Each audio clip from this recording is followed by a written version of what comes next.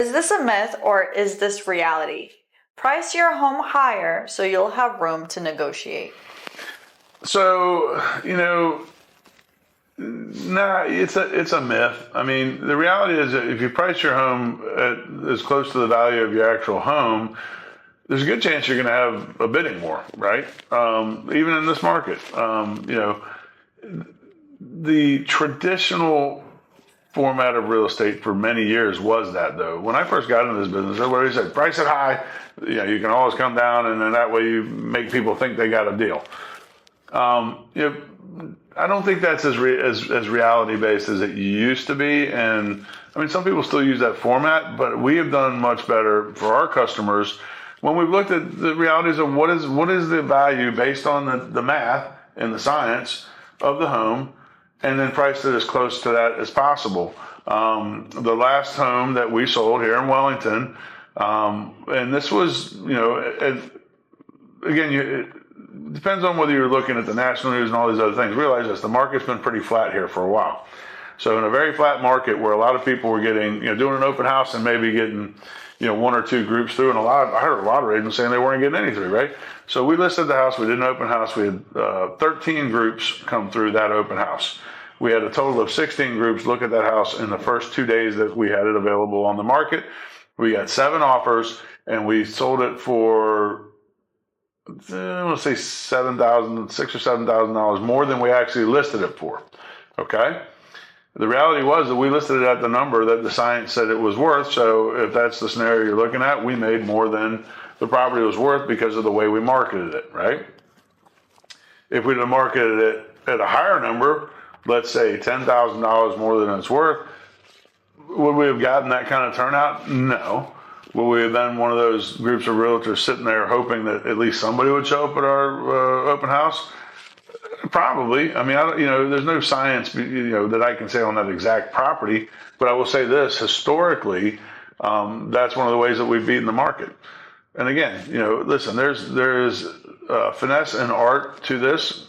There is experience in marketing things to the correct masses, the correct way, and all these sort of things. But the bottom line is there's a very solid statistical science behind what a house is actually worth, to a reasonable degree, within a percentage point or two.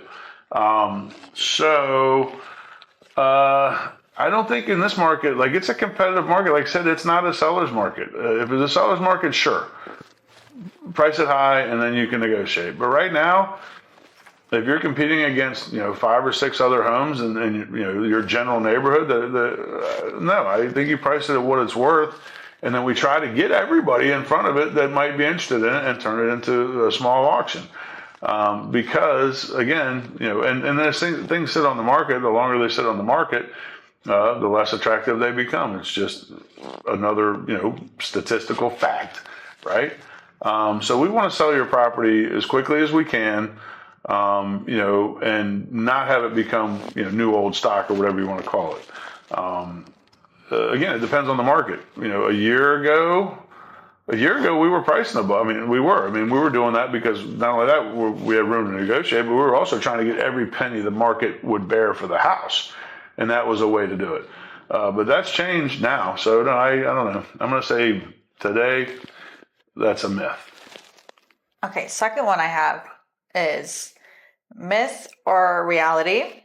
Offer less than you're willing to pay so you have room to negotiate, which kind of goes into what we said before. Yeah, that's the reverse of the last conversation we had. Again, it depends on the competition, right? So it's obviously, you offer less because you want to get it for as little as you can.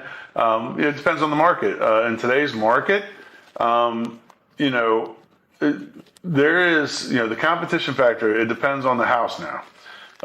There's a lot of houses that are sitting out there that aren't having any competition, and it's mostly because they're overpriced, but it could be that they're not marketed well, and there's a lot of options out there.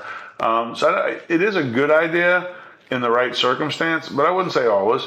It just depends on the property, and it depends on the circumstance. If a property's been sitting around for a while and things like that, then absolutely, take a shot at coming in, at below what you're willing to pay. And we're not talking about what the list price is. but what you're willing to pay, because you have an opportunity there potentially, right? But if it's a market that's pretty brand new to the market and it looks like it's marketed at a fairly reasonable number and in a smart way, you're probably gonna have more people looking at that house. So in that case, if you're willing to pay X amount for the house, I suggest you offer what you're willing to pay for the house. So I don't know if that's a great answer because it is so dependent on the property and the timing and the market at the moment. So, I mean, because this could change, a month from now, the market could be completely different. So you have to analyze each, opportunity individually. But, for the most part, you usually try to go in a little lower than you want to. But again, if it's the right property, then no, I mean, that's, property dependent. Hey, if you enjoy Questions from Chalo, why don't you be a part of it? Let us know what you want to hear about, and Chalo will ask me right here on live TV, kind of.